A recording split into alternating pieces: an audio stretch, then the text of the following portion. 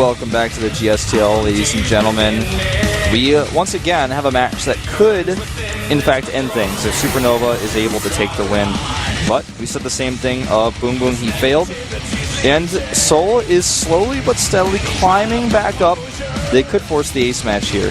Yeah, Supernova has another chance of ending it for his team early. But of course, Hyber has a few other plans here. In terms of statistics, Supernova definitely the one who's going to be the favorite play in the series. But Hyber, he has always those crazy matches. Yeah, you can never count Hyber out. Even if Hyber's... when Hyber's being all-in and aggressive, it seems like it's his home. But these days, like you said before we went into our break, that he's actually kind of changing. It's almost like he's growing out of his old self and becoming more of an all-around player. That's the win ratio for the individual players. Again, 90.9% for Innovation, 10-1. It's crazy.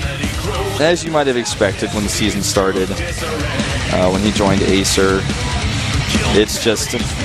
I mean, he's Innovation. What do you expect? Trap in second place, currently jumping up with that previous win that we just saw, past Symbol. And he has a worse win rate by far, though, at 8-6 versus 7-3. Yeah, but it is more about the wins first and then going into losses. That's one of the problems if you have only a few players on the team. Like, the players that you have will get so much exposure. And well, not one of the problems, but you always have to rely on the same players, and therefore they get quite a lot of playing time, which can be a benefit to the player, of course, but in regards to the teams, it's a bit of a disadvantage since they're more predictable. So. Well, this match should be a pretty interesting one. Hyber is not the best Zerg versus Terran player in the world by any means, but he could take the best of one here because he's Hyber.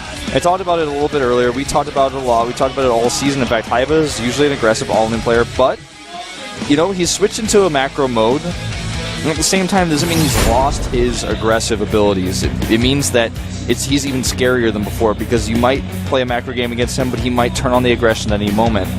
Fruitland is the map, so that makes this all the more epic. How many lemons are we going to see harvested? I think at least one. It's the best part about the match. Fruitland is always just so awesome to watch. I love this map.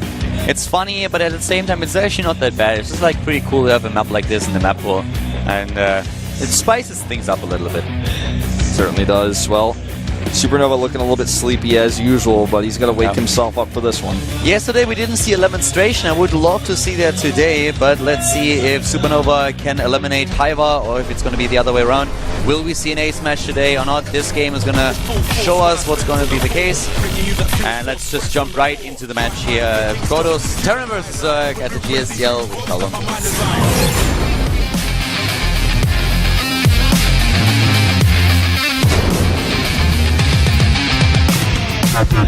And starting to the top right of the map, in red we have our Terran player for Team AZUBU.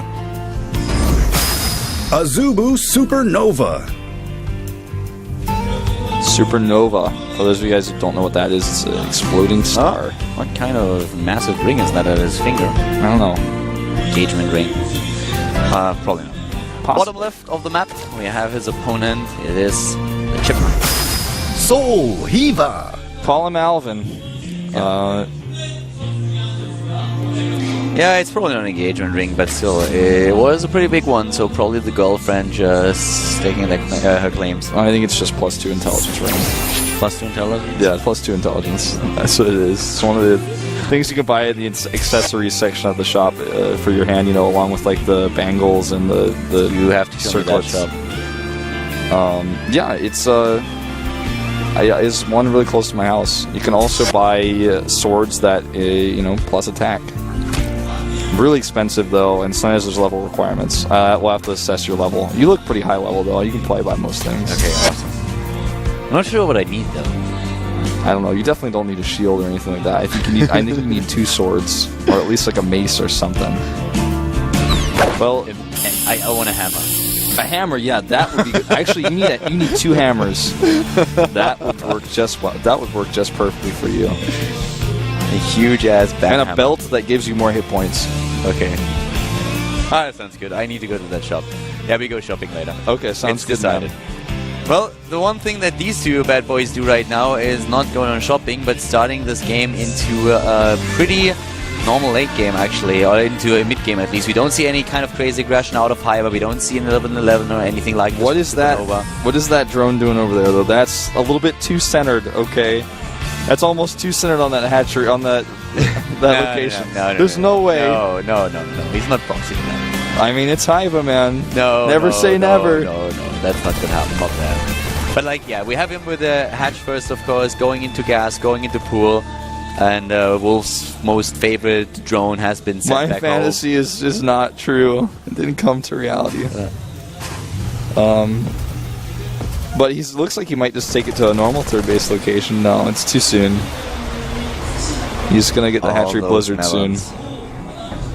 Yeah, all the lemons. He sees it. He sees the lemons have not been bunker rushed or anything like that. Well, he's mining only 1 in gas, and that's that always gives you that Hyva potential. And you could just pop out the good old roach warren anytime he wants. Yeah, definitely. I still want to see lemons on this map. I want to see a lemonstration. Yeah, you know, that lemonade that you can get gives you so many minerals that can come into fruition, from hatcheries to additional barracks, an extra CC, you know, whatever you want. It's your money, so spend it like you want it. I mean, Supernova playing kind of safe right now, by the way. Just going for the quick bunker at the front as well, so not taking any huge risks here. Yeah, and the factory timing for him allows him to defend against any sort of heavy link, like we've seen sometimes in the past in the GSTL. He's got 4 Marines ready to pop into that bunker and sit next to the cherries. He even drops a CC right at the wall, which is actually kind of hard to scout. You know, the overlords that are to the to the left of the natural and to the bottom of the base are not going to see this for a really long time. Yeah, it's actually it's really nice. I love it when Terran players actually do this and incorporate the command center that they build into their wall. We've seen so many maps where you could do that. We also have the speed for the overlords here right now. Yeah, that's going to help them scout this a little bit faster. I'm drawing a blank here. What was that map where we always saw in Protoss vs. Protoss, a 4-player map and a pretty big one? We always saw 4 gates. It was Tall Dream Altar. Thank you very much. Yeah, I was drawing a complete blank there because I was just thinking about that. This was also one of the maps where a lot of Terran players would go in and place that command center into the wall at the beginning, and that would give him, with a normal supply depot, just the absolute safety that he needed against an early pool. There was nothing Zerg could do, and then you just lift it over to the natural. So I was very similar idea. Oh wow, there we go. Now he's going for the lemons. He's going hardcore. He's rushing them. He is rushing them, and the thing is, he's spent about 500 minerals to get those, but the lings are still going to be useful after he gets them. So he's like kind of getting the lings for free, if you will. And it's not quite 500 minerals he spent on those lings. That's a big lemon. I wonder, like, how much money you could actually get in real life off of a lemon of that size. Money? Yeah, not a lot. I don't think that lemons are really the thing that you want to trade these days. Overlords gets taken out despite the speed advantage. We have also Cloak for the Banshees here halfway done, so this could give the Zerg player a bit of trouble. He will have a lead in the minerals here as soon as he sends a drone over. He waits a little bit with the defense at the 3rd place, but as soon as this lemon is gone, the Hellions will be in some trouble. There are a lot of lings on the map already. Yeah, but the lings are at the lemons, you know? And when lings give you lemons, Hellions come to attack, and he doesn't have a transfuse. One queen is going to go down here. The second one, very much so, going to be having the same fate here. Yeah. The lings are on their way, but a little bit too late, actually. The Hellions could get in a really good spot here to defend the lings as well, although he does not do that. They did. Speed, of course, and then also keep deciding their fate here. Yeah, could have, should have, would have. Cloak is done, but... Yeah, he could have sent those lings back a lot earlier, though, because the lemon was already taken out. Here comes the oh-so-important drone right now. Oh my god, double factory, or double armory, where you're going to see mech. Well, you're going to see mech in TVZ. And something that we haven't seen in a while. We have the Spire already on the way right now. He needs gas at that 3rd. I mean, with the extra minerals that he has, it's definitely something that he can afford. But yeah, you're right. We will definitely see mech here. And he's committing to the Banshees. This is something we've seen at the end of Wings Delivery, the King of Wings MVP do in so many tournaments where he was very successful. And Supernova is kind of taking the page out of his book here. And this is not the amount of Banshees that you expect as their players. Well, I got my detection, I'm fine. But that's not going to cut it. He will need some Spore Cores. When the mutas come out, that'll help. But I mean, Queen number 3, by the way. Yeah. Already eliminated 3 of them. Where are the spores? He's like just totally cutting them out of the equation. He's going to want those because there are more Banshees coming, and they are going to keep coming. He sees that with his Overlord too, as was noted by Heaven there. Killing so many drones. And the upgrades are now the same for the Terran player, so that gives him a bit of an edge with this. Exactly. The attack and the armor upgrades go for ships and vehicles. They are combined. Yes. So this is actually a pretty cool way to use the new patch to your advantage. This time he does not quite have enough. He loses a lot here. Really good trades for Haiba right now. Yeah, one of the problems really being that if he gets the additional gas, Mutalisks could give him a really tough time, at least at the beginning. And that's exactly what he goes for now, of course, with the Spire. Yeah. Turrets are up, and the Scan Scout's the Spire. He's going to want to get some Thors out for sure. I would say at least 2 pretty quickly here. He adds additional turrets. He places them well. The Overlord knows. I mean, he's probably already figured out after he saw that many Banshees, but now he knows. He's seen the factories with his own eyes. He knows what's coming. He adds the Roach Warren appropriately here. It's definitely what you want against mech as a Zerg player. We may even see Swarm Hosts as the game goes along, depending on how he wants to play it. Swarm Hosts are definitely great against mech if you're up against that, but you could also go for a very Mutalist heavy composition at the beginning, especially when there's only a very limited amount of force. That works very, very well. And he's going to put pressure onto that third base, and you know that's going to be successful. The Mutalist just waiting there could take down the Banshees. He just needs to take care of the missile turret first, and that's what he already completed. Yeah, really nice control there. He sends the Lings to deal with the turret, has the Mutalists zoning out the Hellions so they can't deal with the Lings, and the base has to lift. And if you're meching, you want this third base as quickly as possible. You can get those 6 gases. It even contaminates here. And I don't know, but I think that might actually eliminate the ability to use the land function. I've never actually seen a flying command center get me neither. So I couldn't tell you, but I mean, might as well. You got an overseer nearby. You know, the thing is with the composition that he currently goes for, a very heavy commitment to Mutalist would go a long way here. Okay, now we have the double throw production, but yeah, before that he could actually done a very huge amount of damage with this. It's just all about the gas. That's the limiting factor. So that he gets the Lemon, I really like it because he has the map control. At the same time, the limiting factor will be the gas. Yes, right now he has more gas than minerals, but that's going to change very fast. Yeah. And that's true for both players. Supernova's gas being shut down here at his third base. Interesting to me that on a map where the lemons are harvestable, and if you do such a passive build, your opponent can take them for free, that Supernova chooses to do this build here. Yes, the upgrades got a big buff for Terran. Yes, the Siege Tank got a pretty big buff as well, but still, I'm a little bit surprised we see this suddenly now. I want him to use those Mutalisks in the main base and just go in there and try to do And there damage. he goes. He's going in. There's a lot of turrets, but he can pick them off one by one. His Mutalist count's high enough. We have burrow movement as well. This is something else that's new in the patch, and there's no answer here. One turret is gonna push the Mutas away, but he's already killed so many SCVs. He can come into the natural now. He just put some Thors up, maybe. You can fight one turret and you can kill the SCVs, but you're gonna have to sack a few of your Mutalisks, and he doesn't have the numbers yet. He's at 10 Mutalisks, and that's definitely not enough to deal with this. So he can just try to find some spots here, as he did now, and take down SCVs. There are only 3 Thors that will help you, but they're just so slow. He could actually Magic Box, the one that just popped out there, decides to leave. He doesn't have the numbers just yet. That's the problem. If he really wants to go for it, then he needs more Mutalisks than this, but it looks more and more like he will make the transition into Swarm Hosts with the infestation bit that he now starts. But it was an option. It was an option for him to just go for a massive amount of Mutalisks and try to win the game like this. Don't forget the Banshees are also getting attack upgrades, and they're going to do pretty well against the Roaches. He's cutting Siege Tanks totally out right now. Something else to note is because minerals are not as useful for him, I think he may be... I don't know, it's hard to say, but he may be intentionally doing call-down supply. We saw a ton of call-down supply on the main base. There's a lot of debate on is call-down supply really as bad as people say it is, because you get a lot more minerals, but you save minerals overall, and if you want to stay on 3 bases and you never take a 4th with a mech army, then you save 100 minerals every time you do the call-down supply, so he could be doing it intentionally. I love how Haiva is currently just getting those levels every single time. He doesn't miss it, and that's pretty cool. But the army that he's up against is going to be very, very strong against him. Yeah, and the upgrades are actually ahead right now for a mech army with armor and attack, not just the attack like you normally see. I don't think he can stop this one. I don't know, man. It's going to be really tough. He has burrow movement, which he can use for a counterattack here. Definitely true. That's one thing. He's not mobile, It's all about the position, even SCVs for the repair The here. Banshees alone are going to be the defense against this. There's no anti-air. He needs to send a few mutas at least. And there we go, he sends them in, and those Corruptors are going to be key because they will withstand the pressure from the Thors a lot better than the Mutalisks themselves. So that's what he can do here. He's saying the Roach is home, and if he gets a good surround, he doesn't split. I would like to see him send half all around the other side. Here he goes, he's going for it.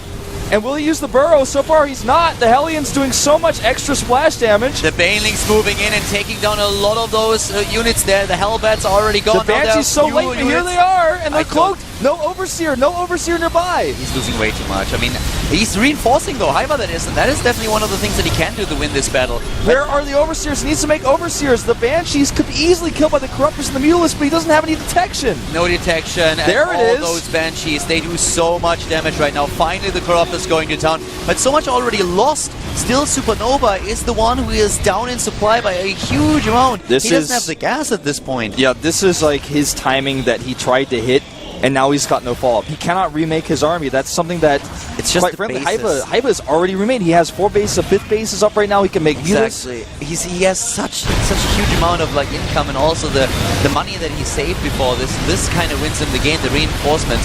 If he would have been like lava blocked, for example, he would have most likely lost the game. Losing the 3rd and the macro edge would have even further like made sure that he could not produce anything. But with this, he finds himself in a really good spot. Yes, he doesn't crack that 3rd, but he has 5 bases now. Yeah, he ran into a wall with the siege tanks, and I got to say that increased. Well, you can say either increased attack speed or decreased attack period. A decreased attack period, the official way to say it is. The siege tanks shoot faster, basically, is what I'm trying to say, and it makes a big difference here. As you could see, you know, the siege tanks made quick work of the Roaches, but still no 4th base, no 7th, 8th gas, and we've got now a Zerg player who is on 5 bases. One of which was not scouted here, so he's probably, you know, he's trying to think, oh wow, you don't have that base, but he saw the drone transfer, so he knows, okay, there's a hidden base. They're playing rock, paper, scissors now. We have the siege tanks to counter the Roaches. At the same time, the Greater Spire has been started to go up against that mech composition. The 2nd starport comes into play with the double Viking production in starport number 1 already. So this is really a rock, paper, scissors game that both of them are currently trying to play. He's killing a lot of Harvesters here with just 2 blue flame Hellions. Yeah, that's the problem, like the bases that we have for Hiva. Supernova needs to shut that down and get his own bases, and that's currently what he's trying to do. But that could actually, that is becoming a pretty funny game. Yeah, this is actually becoming quite epic. Now, just Heaven just notifying everybody that there was never ever once a scout in the main base, including the Greater Spire and or the Hive. So, all that Hiva wants to accomplish right now is continue to deny a 4th base while he takes in the Greater Spire, because he knows that with the Greater Spire, he's just got so much flexibility. And he can also go into Ultralisk later on. Ultralisk against this composition right now that we have, though, not going to be the one that he wants. Look at how fast Burrowed Roaches are with the patch. Oh my god. That's pretty crazy. And now he's just going to pop up and try to pick off a Thor? He's not going to pop up there. I thought he was going to grab a Thor and go and leave. That is where the Roaches went in and were like, oh yes, we can just kill that juicy Thor. And then they saw all the tanks and were like, yeah, screw that, and back home. Well, you know, the thing is, the upgrades are much better for the Terran right now. He's going to have mini-map. It's covered in creep, like half of it. This is when the fruits, when they start to rot, that's what it looks like. Yeah, that's kind of nasty. I mean, I'm not really big on fruit, but I'm especially not big on rotten fruit, man. That's, I'm not going to take a bite of those lemons. But, I mean, let's talk about the upgrades. 3-3 for mech, including the Vikings. That's going to be great against the Blue Lords, which only have attack. This is a bit of friendly fire here coming on the siege tank, so Baneling's rolling in as well. I think Supernova is caught a little bit off guard here initially. Does pull his SCVs away in time on the other hand. Yeah, but you do not fight into a sieged up mech army. That's just something that you don't do, especially when you don't have armor upgrades. The only thing you want to do that with is to free up supply, which he may have been trying to do there with getting rid of some of his Zerglings, which are no longer really useful against this type of composition. How many Vikings do we actually have? I think like 8, if I'm not mistaken. You know, the scary thing back in Wings of Liberty when you were up against Broodlords were not the Broodlords alone, it was the Broodlord Infestor composition. And that's one of the things that we don't have yet. Infestors. Yeah. He's going for a couple of Corruptors, but we have Thors and we have Vikings, so I'm not quite sure how well Broodlords are going to do in this scenario. Don't forget, we also don't have any Vipers, and Vipers would be great against the siege tanks to help with Roaches if he wants to go more Roach. But Vipers against the Vikings not really ideal, because of course the Vikings can kind of zone them out and snipe them. They don't have a lot of hit points. And his Corruptor count he's increasing it, but it's not all too good right now either. Hiva wants to go for double upgrades. He said, yeah, it's another Spire, but to be completely honest, I like the composition that Supernova has. Yeah, and with the 3-3 upgrades, it's just so scary. What I really like that Haiba is doing is he's, for example, picking off the gas when he can. He's finding little spots to do that. And he has the more mobile army, so he can do this. He's even taking this base over here to the right. It will probably be shut down. Hellbats alone not going to be able to do that, though. The income for Haiba is great, the amount of bases that he has. But the composition for Supernova is pretty awesome. I mean, this is scary to face. And he's in heavy payload mode, meaning that he's going to do a ton of damage to any Broodlords or Corruptors that he can connect with those Thors. There are 14 Vikings already, and with the upgrades that they have, this is going to be very difficult to beat. Yeah. It depends all about how you engage and if you get everything off. If there are siege stop tanks, for example, the position you get, if you have the upgrades, because that's what Haiba is trying to rush out right now. He wants to get more upgrades for his army.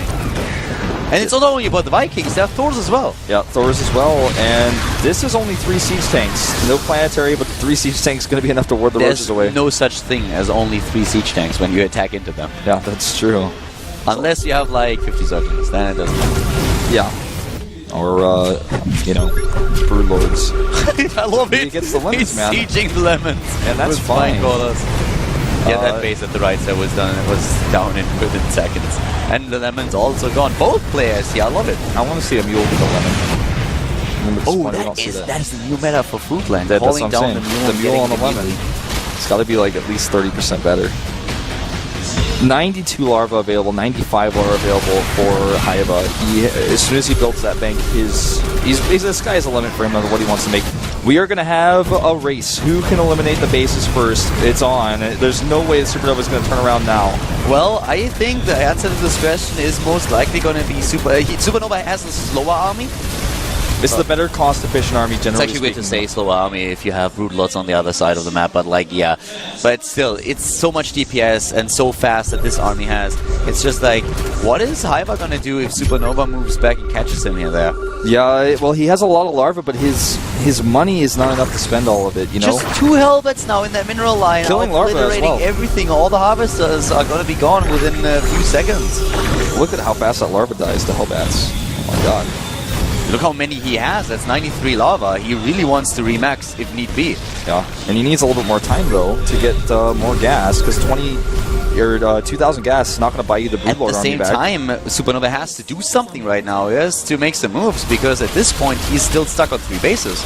These tanks, I don't know what their idea is, but it's the wrong one. Unless he's just trying to set up a trap here, which might actually work. No, he needs to connect with the Corruptors and get rid of that air army and then switch back into siege tanks. He has the resources to do it. Hellbats are finally cleaned up. The roaches are the problem. Vikings aren't the answer here. He needs to corner those. Just Mega Army is just so slow. They're trying to catch up with them. But it's like, this is not going to happen. We have Assault Vikings dealing with the roaches because this can't be bothered anymore. They have the better upgrades. Yeah, they have the better upgrades, that's true. It's like, yeah, that doesn't work with my siege tanks and my thoughts. They're just too slow. The roaches in Burrow are faster than the Vikings. So the Vikings actually look a little bit stupid trying to chase them. I gotta say, he's making more Thors, but I would like to see a few siege tanks being added in here as well, because the roaches are the problem. And when the air army is gone, he's going to remake roaches, because 20 Vikings on the air are no longer really your concern when you have 50 roaches running across the map. And there come the 4 roaches here once again. I think Supernova, if he doesn't make something happen right now, he might just lose this game. He's got the command center coming. This is the kind of game we're going to be playing here. He needs to crush this army, and it's an air battle. It's 26 Corruptors against 22 Vikings and 13 Where are the Vikings? They need to start engaging here. He's just got to make sure he's away from the infestors. He wants to split the Vikings. He's losing his Thors here. His Thors are in anti-air mode, and they're shooting at Broodlings. The Vikings need to go ahead and start engaging. What is he hoping to achieve here, running away? Well, I'm not quite sure what he's waiting for, but he could need a couple of Hellbats at the front to deal with those Broodlings. 26 Corruptors versus 24 Vikings and 13 Thors. The answer is fight with the army that you have, because it's the better one. He's going to lose his command center. He needs to get a good position. I think he's waiting for a good position.